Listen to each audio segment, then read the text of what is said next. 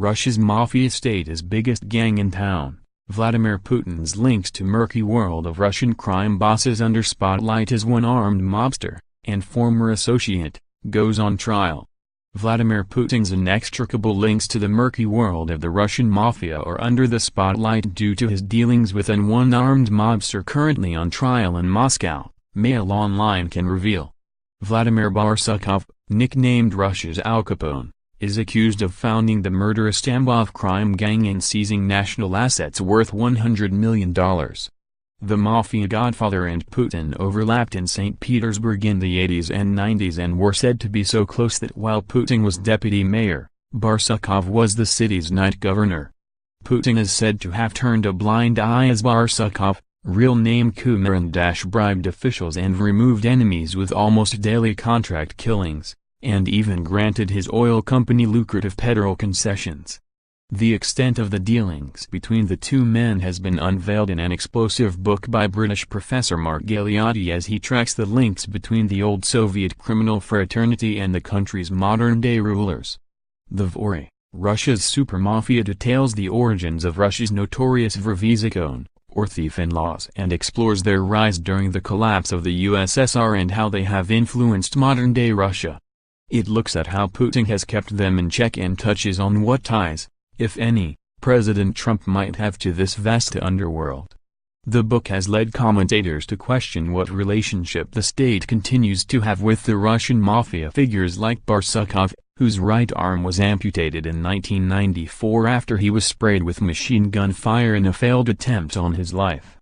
Putin and Barsukov are tied to each other by blood and cocaine money, which were laundered via oil trade and other city projects, said businessman Maxim Frudzin as the book was released. Barsukov was a sort of walking skeleton, added Frudzin, who has been exiled in Israel since claiming he himself was forced to pay $10,000 bribes to Putin in the early 1990s in order to run his business. In the book, Galeotti details how when Putin left St. Petersburg City Hall, one of his first jobs inside the Kremlin was to bring down Barsukov.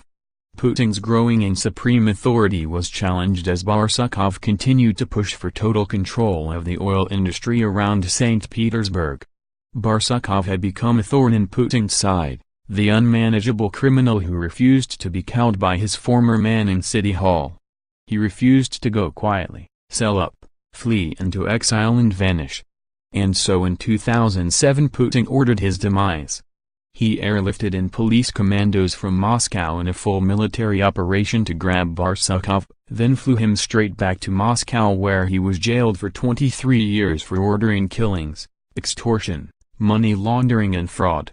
Commentators said Putin was showing it doesn't matter how big you are, the state is back and we can reach out and take down anyone.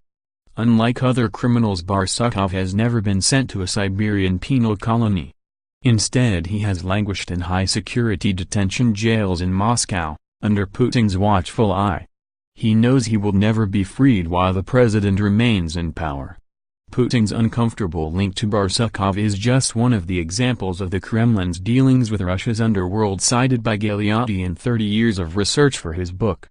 He charts how the mob graduated after the USSR's demise from control over the sudden explosion in nightclubs, strip clubs, prostitution and street kiosks to big-time business, and ultimately controlling a string of ports, more than 100 companies. Stalin had used powerful criminals, the Vori, in Siberian jails as collaborators to control the millions of political detainees he condemned to incarceration.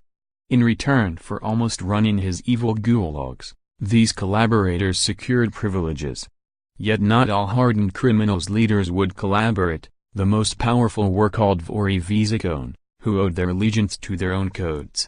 Endless shortages under Leonid Brezhnev's stagnation era led to a spiraling of organized crime, in many cases led by these long before the red flag came down. When Mikhail Gorbachev defied Russian gravity by imposing curbs, these released jail godfathers took the lead in supplying banned alcohol, then laundered the profits. When the planned communist economy collapsed, the rising mafia gangs born out of these jail and gulag experiences supplied everything from consumer goods to security instead of the incapable state run by a sozzled Boris Yeltsin. A bargain was struck which destroyed the moral authority of the state. Mafia rings were allowed to flourish in return for enriching apparatchiks with often stupendous bribes, but also accepting the overall control of senior state officials. This was in many ways the model for Putin's national policy, writes Galeotti. The criminals soon realized that so long as they were discreet, so long as they cut officials into part of the action, then the state would not treat them as a threat. Today this seems normal in Russia. National and regional officials live in luxurious mansions, drive expensive limousines, and enjoy exotic foreign holidays, which bear no relationship to their modest salaries. Few even bother to ask how this happens. But just as Putin crushed Barsukov, so he has tamed the mafia, and deployed them in the interests of the state, as defined by his regime, according to Galeotti. The Russian mob, he wrote, is being mobilized as a tool of foreign policy in arguably the world's first criminal political war.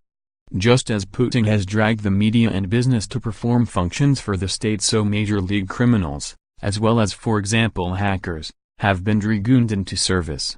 In his mobilization state, there is also a spook-crook alliance which, assuming Theresa May is right that the Skripals were dosed in nerve agent by the Russians, may make it hard to prove exactly who was responsible, state agents or subverted brigands, and whether they were acting on specific orders or their own assessments that such murderous actions would be welcomed.